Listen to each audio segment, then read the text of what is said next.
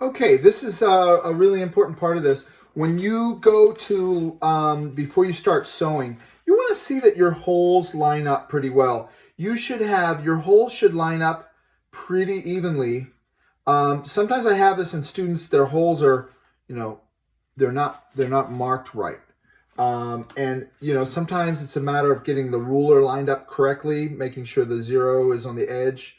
Um, you've got 0 on one side and 9 on the other side so that you're actually marking exactly 1 inch.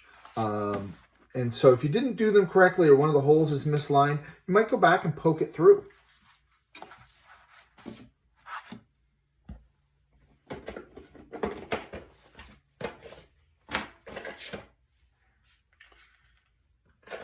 All right, next we're going to go ahead and use our needle and thread.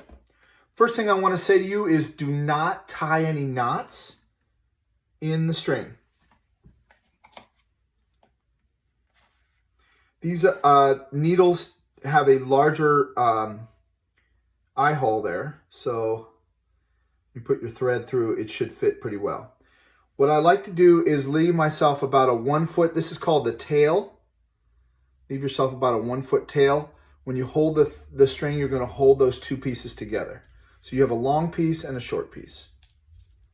All right, we're going to go ahead and sew this together. We're going to start from the outside. And we're using the holes we've already pre-drilled, pre-poked, and we're going to go through with our needle. So you're going to pull through, and you're going to weave back and forth.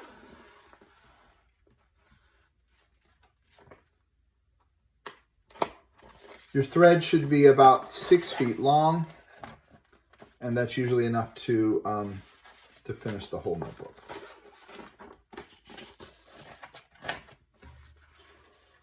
Okay, and this is kind of like almost like lacing your tennis shoes. You're just going back and forth between the 8 holes. So you start on the outside, you end up back out on the outside on the last hole. I'll check that when we get there. String is kind of long to start with, so you'll find you'll kind of tripping over it a little bit as you start. Should get easier as you go along.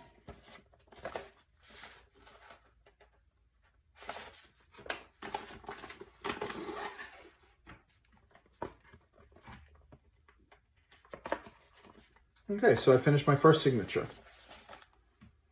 So you've started from the outside and you've ended up on the outside.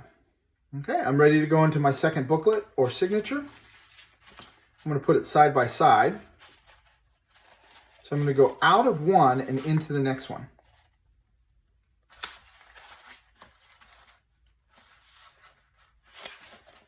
Okay. So one way to hold it is like this. Just be careful when you push the needle in not to poke yourself, okay?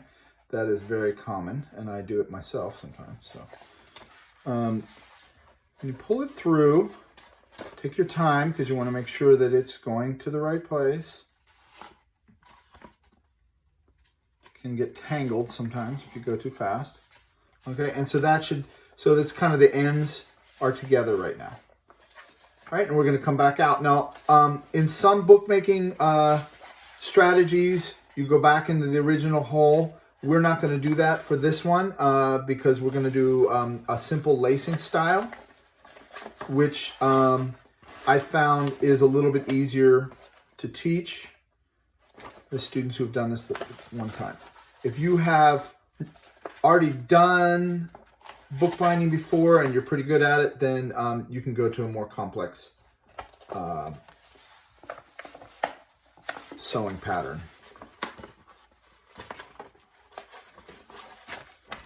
Okay, so we're not going back over to the other holes at all right now, not yet.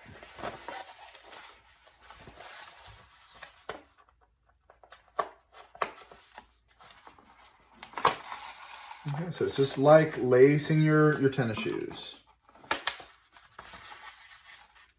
Okay, I'm done with 2. Okay, so I have a little bit of tail on the end there. Make sure you have enough tail on that first end because you're going to have to use that to tie it later. All right, I'm ready to go to booklet 3. All right, and you can see it's just a continued pattern. It's like I'm making a zigzag.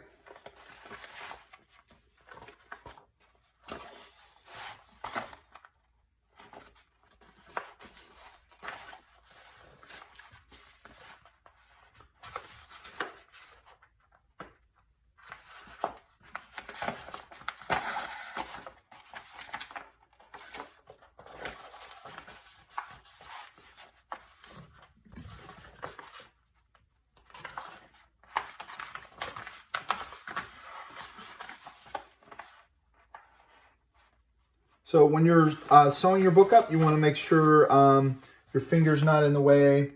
Really taking a look to make sure that when you're sewing, you're going through and your finger's not in the way so you don't poke yourself. Okay. All right, so I have 3 done. You can see it's just lace, lace, lace. This one's not close enough, so I'm going to go ahead and pull some of that extra through. Sometimes it's easier to do that early. You're going to have to do that in the end anyways. Okay. All right, let's go to the last booklet.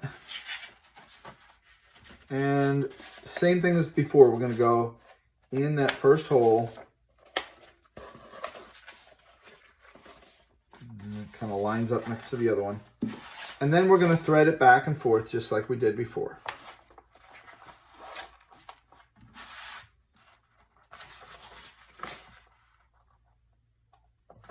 Nice to have the holes pre-drilled, pre-poked, because the needle's kind of a big needle. It has a big eye, and I use the big eye needles because the thread you're using is a really heavy-duty thread that's not going to rip. So when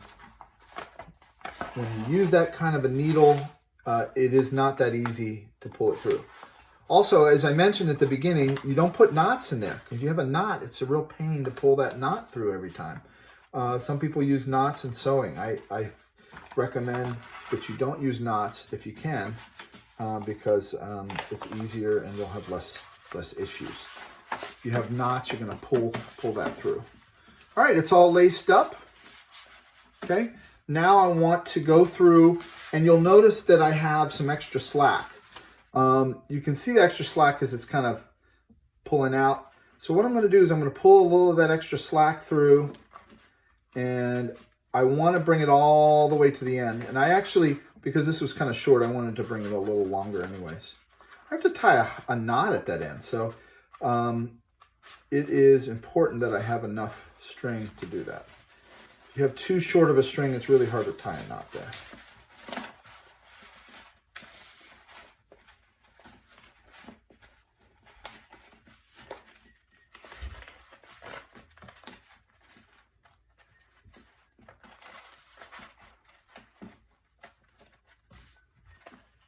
Okay, this is like when you want to get your shoelaces nice and tight. Okay, now I'm going to take the needle off temporarily just for a second. All right, so I'm going to go through, I'm going to take one of the strings from one of the sides and I'm going to put it through underneath that string in the middle. Okay, and that kind of bonds those two. So those 3 are kind of together, and then this one's by itself. So now I'm going to tie a knot. Okay. And it's really important that you get a nice tight knot here.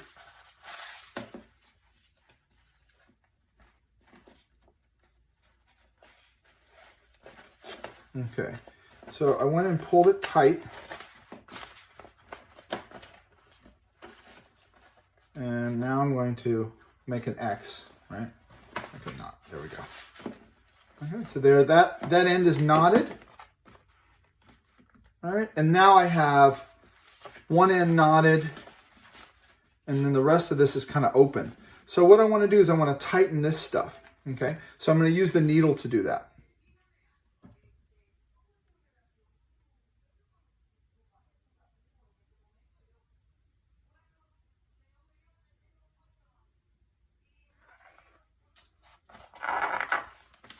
All right, so here's my strategy for tightening up the center strings. So what I'm going to do is I'm going to go through these. I'm going to take the needle and I'm going to go underneath all 4 strings. So you kind of have to pluck it a little bit. Don't go into the book, just go under the strings. You can go under once, pull it through, and then go under twice. And then we're going to create a slip knot. The way we do that is the second time through, we're going to put the needle through the little loop, okay? And then you pull it tight and it'll lock or knot. Okay, let's do it again. Same thing. We're going to go under all 4 strings. Okay, under once, under twice. Second time through, we're going to go through that little loop and we're going to pull it tight and that knots. Okay, so these are knotted and that's knotted. So knot, knot, knot. And it's important to have it tight. So if you have to have a classmate help you, sometimes it's helpful to have 2 people work together. Tighten up one and then tighten up the other one. Okay, we're going through the second one. All right, and we're going to go through the loop and tight. All right, so we got knot, knot, knot, knot, and now I've got to tie those 2 together. Okay, so this is really the last one on the end. So I'm going to go under one set of loops. Okay, so the string's just going underneath, then under the other set of loops.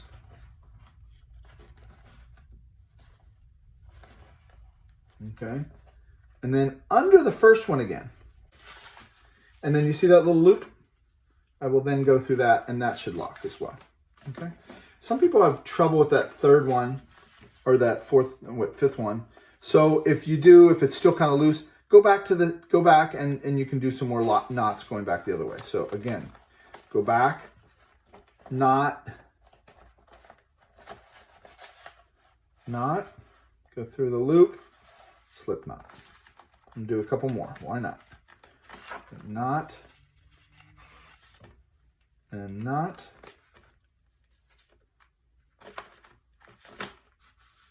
Okay, and then through this little loop here. Tie a knot here. Okay, I've got some extra string. I'm going to cut that with a pair of scissors.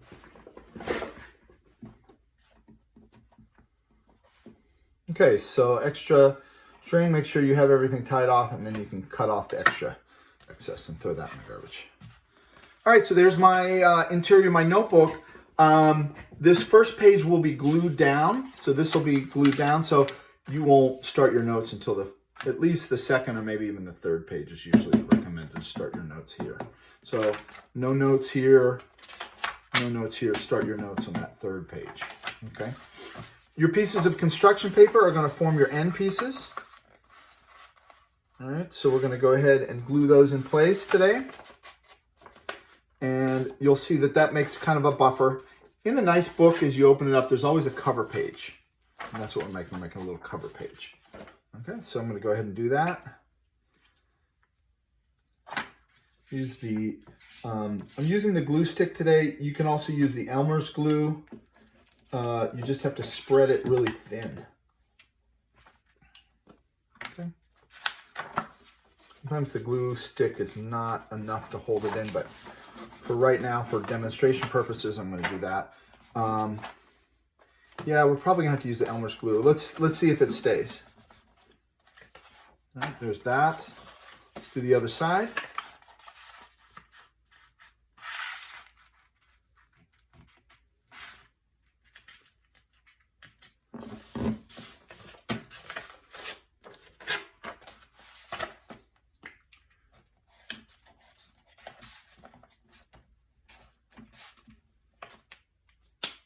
Okay, there it is. Voila. So there's my book. It's going to look something like that when it's all done. I've got my pages here now. I'm going to be able to take my notes, do my drawings, my daily warm-ups every day that we're going to be doing in our notebooks. And now, all we're going to wait on now is our covers. And so we'll do a front and a back cover in the coming days as well. That's it. Thanks for watching.